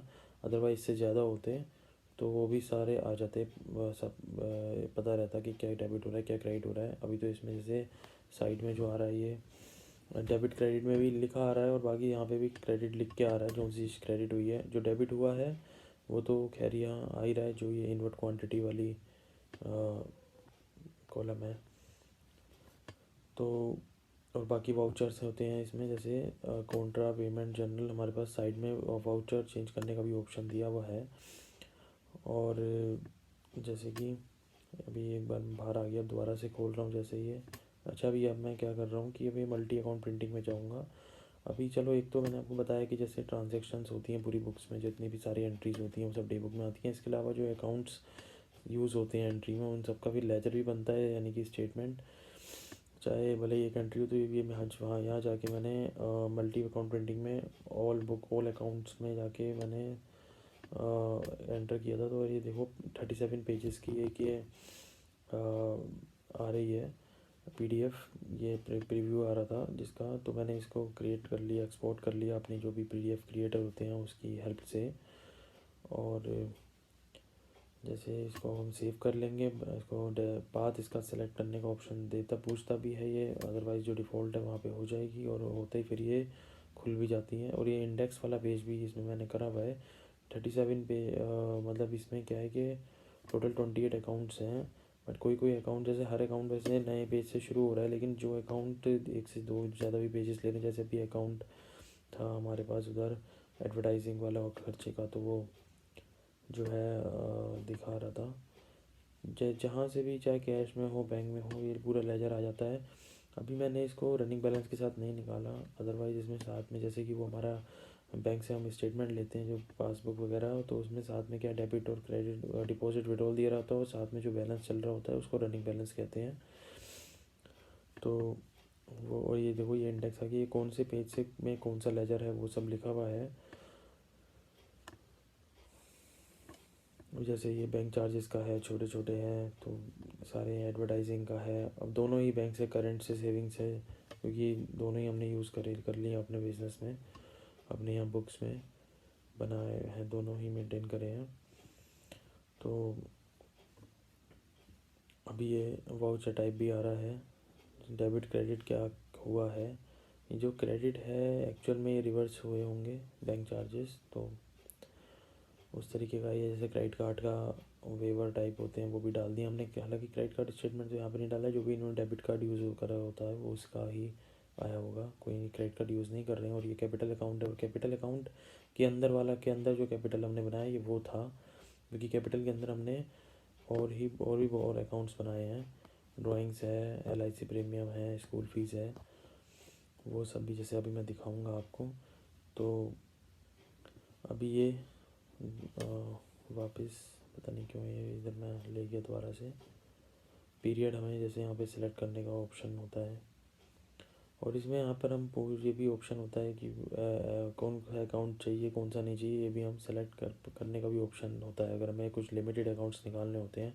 तो फ़िलहाल जो हमने होल लेजर्स मंगाए हैं यही पूरी बुक्स है। अगर आप एक बार इससे गो थ्रू हो गए मतलब आपने पूरी बुक्स की स्टडी कर ली है, कुछ भी मतलब नहीं रहा। क्योंकि हालांकि ये मतलब ये आपस मतलब पर ये हालांकि ये एक एंट्री एक लेजर में एक अकाउंट यूज़ हो रहा है तो वहीं पर ही दूसरा वाला उसमें यूज़ हो रहा है, तो यानी कि ये एक तरह से सब आपस में लिंक्ड है। अभी मैं डे बुक में वापस से जा रहा हूँ, और मैं जैसे लेजर में गया, डेप्रिसिएशन की एंट्री थी, तो इस एंट्री को पहले मैंने तो ऑप्शनल में लेके जाऊँगा। तो आप ये देखो ऑप्शनल में कैसे लेके जाते हैं। जैसे ये ऑलरेडी बाय डिफ़ॉल्ट जब हम ऐप एंट्री खोलते हैं, और ये जैसे कि मैंने ट्रायल बैलेंस खोला है डिस्प्ले में जाके, और इसको मैं डिटेल्ड में कर दूंगा। इसमें डेबिट क्रेडिट का क्लोजिंग बैलेंस आ रहा होता है, और इसको मैंने ओपनिंग यस कर दिया, ट्रांजैक्शन यस कर दी, और क्लोजिंग यस कर दिया बस। तो अब यहाँ पर ये क्या है कि opening closing transactions debit credit जो हुआ है वो आ रहा है। और अभी इसको मैंने डिटेल्ड भी कर दिया नीचे एक्सपेंड, और डिटेल्ड में फिर डिटेल्ड में भी दोबारा से सबसे नीचे ऑप्शन आता है डिटेल्ड, और डिटेल्ड में ऑल लेवल्स डिटेल्ड में। अब जैसे यहाँ कैपिटल अकाउंट में जाते हैं तो प्रॉफिट एंड लॉस वाली एंट्री मैंने जो पहले से कर रखी है वो आ रही है। और अब ये अभी मैं प्रॉफिट एंड लॉस में अकाउंट में गया हूँ, और ये देखो जैसे कि हमारी डायरेक्ट इनकम में हम जाएंगे तो प्रोफेशनल रिसिप्ट्स कोचिंग रिसिप्ट का एक ही अकाउंट है हमारा। तो अभी हमने इसमें जो भी बैंक में हमारा पैसा आया है वो डाल दी एंट्री, और बस एक लास्ट में TDS भी जो हमारा कट गया था उसको भी हमने यहाँ पे इनकम बुक कर लिया, और दूसरी तरफ उसको करंट एसेट में डेबिट कर दिया, इनकम में क्रेडिट कर दिया है, इनकम क्रेडिट होती है।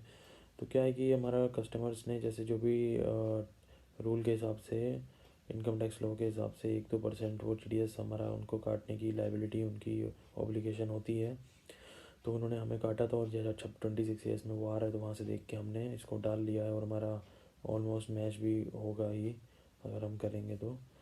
और ये मैंने कुछ एक क्लिप इंसर्ट करके मैं आपको दिखाना चाहूँगा कि 26 ईयर्स क्या होता है। तो हम अभी फ़िलहाल हम इनकम टैक्स इस साइट पे लॉगिन करेंगे, और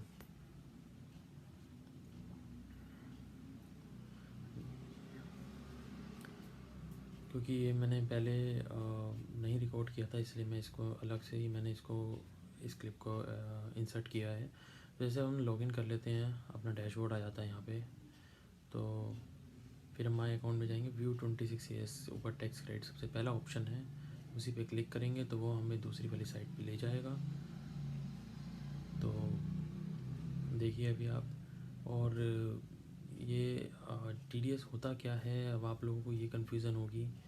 तो जैसे कि कुछ लोगों को तो पता होता है जिनके घर में बैकग्राउंड में थोड़ा सा किसी किसी का मतलब TDS कट रहा होता है, और वो उनके साथ डील वो उन्होंने उस चीज़ को एक्सपीरियंस किया होता है। बाकी जैसे कि मैंने भी कभी नहीं सुना था इसके बारे में। और अब ये देखो जैसे हम यहाँ पर पीरियड सेलेक्ट करेंगे तो फ़िलहाल अभी हमारा असेसमेंट ईयर 17-18 ले रहे हैं, क्योंकि फाइनेंशियल ईयर 16-17 का कर रहे थे। अभी जैसे देखेंगे आपकी ये मैंने प्लस का करा, ये पार्ट A जो है सबसे ऊपर tax detail of tax deducted at source. तो इसका अभी जैसे कि ये पूरा है तो ये तो ऑनलाइन खुला हुआ है। अब इसको एक्सपोर्ट हम PDF में करेंगे तो ये एक फॉर्मेट में डाउनलोड भी हो जाता है, तो उसमें ज़्यादा इजी रहता है देखना। और अब आप देखेंगे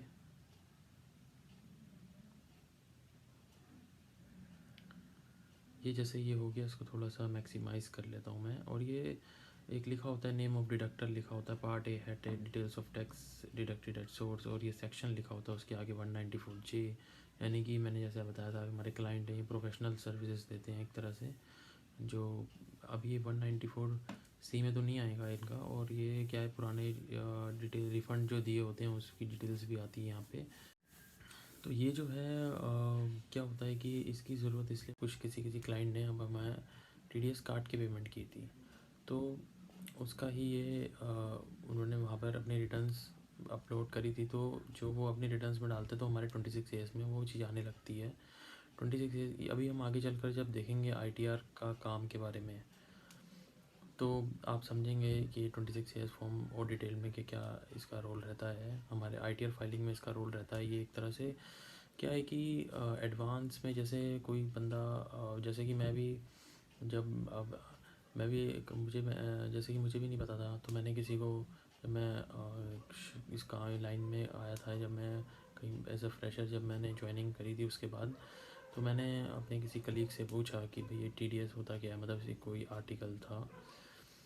तो उसने मुझे गूगल से प्रिंट निकाल के दिखाया कि जो है अलग अलग रेट एक चार्ट कि जैसे कि ये देखें कि ये अलग अलग टाइप की, जब कोई एक बंदा दूसरे बंदे को इस नेचर की पेमेंट करता है, अगर कोई एक टैक्स पेयर दूसरे टैक्स पेयर को यानी कि कोई एक इंडिविजुअल या मतलब कोई भी एक SSC दूसरे SSC को कह सकते हैं, कोई भी एक पर्सन कह सकते हैं कि किसी दूसरे पर्सन को पेमेंट करता है, जस्ट लाइक कि रेंट की हो गई, प्रोफेशनल सर्विस की हो गई, कॉन्ट्रैक्टर की सर्विसेज ली थी उसने उसकी हो गई, तो वो इनकम टैक्स का रूल सब पे एप्लीकेबल है। यहाँ पर जो भी इंडिया में पैदा होता है बंदा, उसके ऊपर ये रूल उसके राइट फ्रॉम द बर्थ उस पर ये लो एप्लीकेबल हो जाता है इनकम टैक्स का। और कि भाई उसको जो ऐसी पेमेंट किसी दूसरे बंदे को करते हुए उससे एक परसेंटेज होती है अलग अलग डिसाइड अलग अलग नेचर की पेमेंट पे होती है, तो वो उसको डिडक्ट करके गवर्नमेंट को डायरेक्ट जमा करानी है। बाद में वो बंदा, अभी ये नहीं है कि उसने उसका जो जमा करा दिया वो उसका टैक्स मान लिया गया, बाद में वो बंदा अपनी टैक्स रिटर्न करेगा, अगर उसका टैक्स नहीं बनता तो वो रिफ़ंड भी क्लेम कर लेगा। लेकिन तब तक के लिए, जब तक रिटर्न का टाइम नहीं आता, तब तक के लिए ये पैसा ब्लॉक रहेगा। थोड़ा बहुत मामूली सा इंटरेस्ट भी मिल जाएगा उसे, अगर इन केस उनका उसका रिफ़ंड बनता है तो अभी आगे चलकर इस चीज़ के बारे में और डिटेल में चलेंगे। अभी यहाँ पर आप यही समझिए कि ये जो पैसा TDS है, जैसे इसको इस चार्ट में क्या लिखा होता है, अमाउंट पेड कितनी बार 1,25,000 रुपये किए थे, 10% कटता है ये 194J में, 12,500 रुपये काट लिए। तो जो यानी कि इसे काट के बैंक में पैसा कमाया, तो अब हम टैली में इस जो इतना TDS कटा है उसको भी हम अपनी इनकम बुक करेंगे, क्योंकि ये हमारे पास बैंक में आई नहीं, लेकिन इनकम तो हमारी अर्न हुई थी। और फिर इसमें तो डायरेक्ट एक्सपेंस है ग्रुप ऐसा में होता है टोटल आ इसमें। रहा है ये 752, जो कि छोटे छोटे खर्चे जो हमने पूरी बुक्स बनाते हुए डाले हैं मैंने। तो और इसके अलावा इसके बाद 669 का जो फिर प्रॉफिट है, नेट प्रॉफिट, वो आ रहा है P&L में। अभी सिर्फ इतना ही है।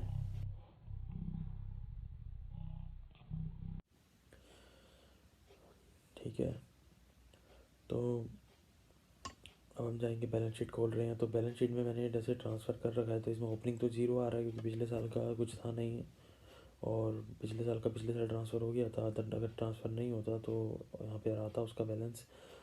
हालांकि तो बुक्स भी इस बार से करंट से ही हमने शुरू करी हैं, और ये वाली तो नहीं कह रहे।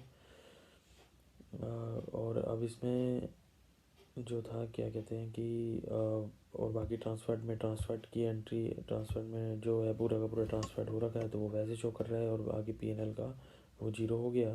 अभी हम क्या करेंगे यहाँ पर, ये हमारी वो सारी एंट्री है 31 मार्च में, इसका मैं स्क्रीनशॉट ले रहा हूँ, क्योंकि बाद में मुझे यहीं से देख के मैं दोबारा से जैसे आपको करके दिखाऊंगा।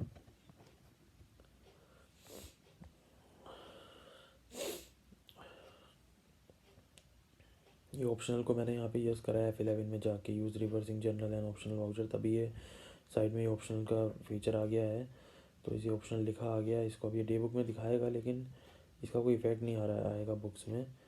और कोई लेजर खोलेंगे तो उसमें भी एंट्री शो नहीं करेगी है कोई भी। ये बस ऐसे ही अब डन एक तरह से एक शेडो की तरीके से एंट्री रह गई है। अभी जैसे मोबाइल वाले अकाउंट में हमने मोबाइल्स में जितनी भी बैंक से हमने ख़रीदे थे वो पेमेंट करके मोबाइल में डाल दिया, उसका टोटल बैलेंस आ रहा है 51,000। तो इसमें हम डेप्रिसिएशन जो इनकम टैक्स लॉ के हिसाब से है 15% साल का, तो वो लगाएंगे। अभी पहले मैंने इसका साल का कैलकुलेट कर लिया था, और लेकिन ये अब हमने देखा कि ये जो है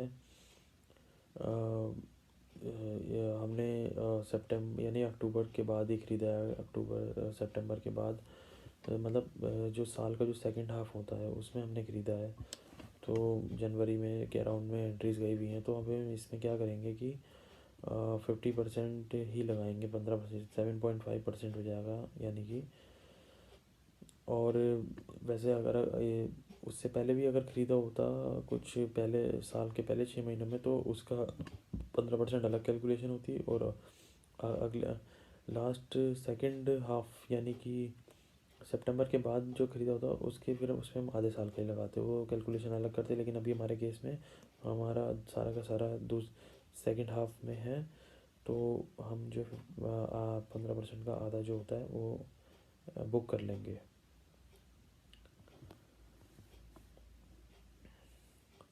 ये देखो, मैंने पहले कैलकुलेशन करके पहले मैं फुल लगा रहा था, फिर मैंने देखा उधर तो कि हाँ भाई हाफ लगा हुआ है, तो मेरा ध्यान गया इस बात पे।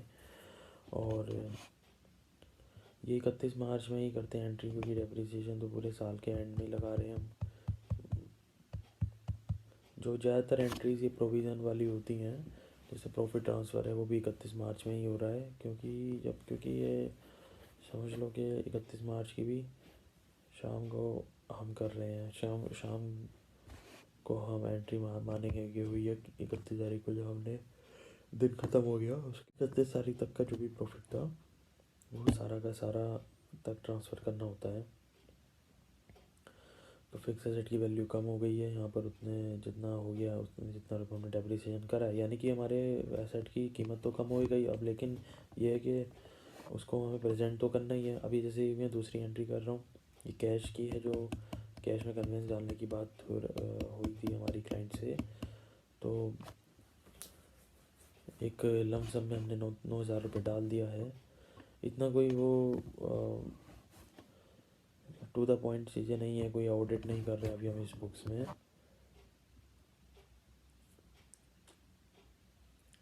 और वैसे भी हम जो है ये पूरी balance sheet income tax return में सबमिट नहीं करने वाले हैं। और दूसरा फॉर्म होता है जिसमें दूसरी स्कीम में जैसे कह सकते हैं कि मैं उसमें हम ITR करेंगे, उसमें सिर्फ जो है कैश का बैलेंस ये को मतलब बहुत कम पर्टिकुलर्स लिमिटेड दे के भी काम चल जाता है। और एक मतलब ये नहीं है कि हमें उसमें पूरी बुक्स बनाना, अभी फ़िलहाल हम बुक्स बना रहे हैं, ठीक है, अपने पर्पज़ के लिए। लेकिन ये ज़रूरी नहीं है कि हमें इसको ITR में डिस्क्लोज़ करना ही है, क्योंकि अभी इनको जो है जो भी इनकी प्रोफाइल है उस हिसाब से इनको लायबिलिटी नहीं है, ऑब्लिगेशन नहीं है इनकी। और जैसे अभी ये आपके स्क्रीन पे देख रहे हैं कि TDS की मैं बुकिंग कर रहा हूँ 26 ईयर्स के बेस पे। जो हमारा TDS जो कटता है उसका इनकम टैक्स की साइट पे हमें फॉर्म मिलता है, वो मैं भी दिखाऊंगा आपको। तो ये असेसमेंट ईयर 2017-18 का हम बुक कर रहे हैं, जो कि करंट एसेट के अंदर बनता है TDS फॉर जो है।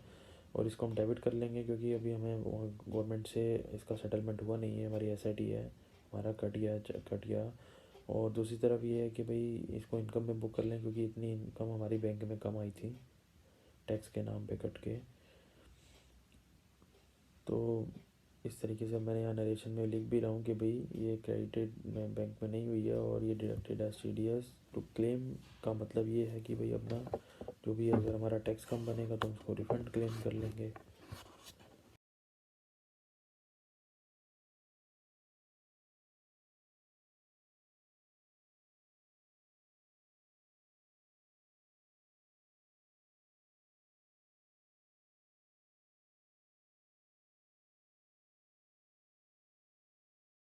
और अब ये प्रॉफिट एंड लॉस आपके सामने है। इसमें जो है ट्रांसफर्ड की एंट्री भी नहीं आ रही है, तो वो मैं करके दिखाऊंगा आपको। अब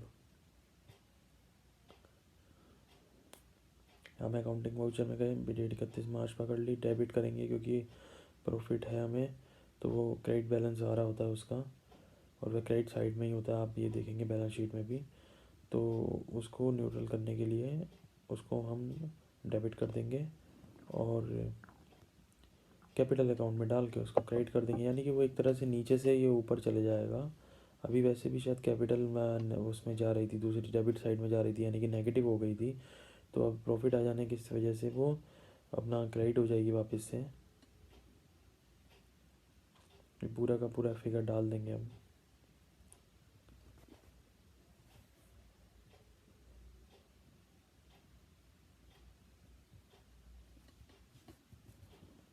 और ये जैसे मैंने अभी ट्रायल बैलेंस खोला था अभी, कैपिटल के अंदर भी कई सारे अकाउंट होते हैं, मतलब कैपिटल ग्रुप के अंदर भी मैंने कई अकाउंट बनाए हुए हैं, बट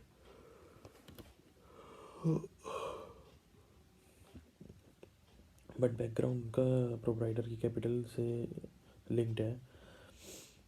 तो ये जैसे कि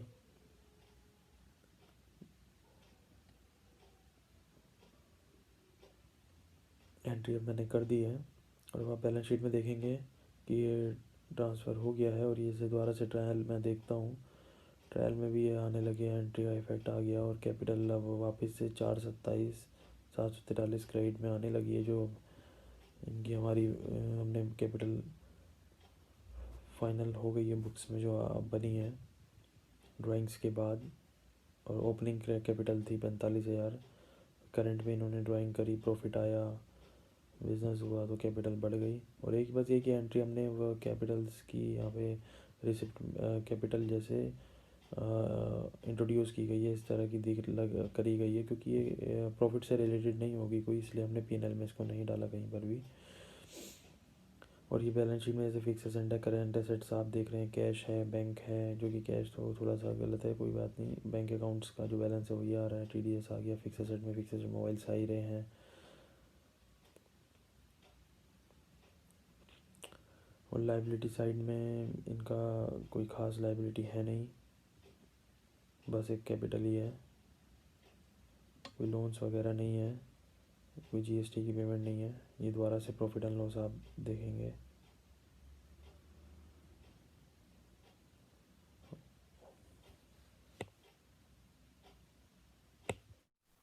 और तो फिर अब हमने ये बुक्स कम्प्लीटली बना ली है। अब अगला स्टेप हमारा आईटीआर फाइलिंग का है, वो अगली वीडियो में मैं आपको दिखाऊंगा। और जो कि आप आईटीआर जो है वो आप ही बनाएंगे पूरी, बिल्कुल लास्ट बटन तक जो है आप करेंगे। और लास्ट क्लिक करना आप देख लेंगे, और उसमें सिर्फ क्लिक करने की बात है, तो आप बिल्कुल ऐसे समझिए कि ये आपने ही फाइल करी है। और पूरी मतलब आपको इसकी आपने और आपको पूरी आईटीआर बनाने की प्रैक्टिस भी हो जाएगी, और आपको एक्सपीरियंस भी आ जाएगा आईटीआर बनाने का। बिल्कुल आपको फील आ जाएगी कि जी आपने ही आईटीआर फाइल करी है। That's it. आईटीआर यानी कि इनकम टैक्स रिटर्न। और वो भी एक, उसका भी एक अलग अलग लेवल है, ठीक है। नॉर्मल बेसिक आपको दिखाएंगे, मैं पहले आपको बेसिक करके दिखाऊंगा।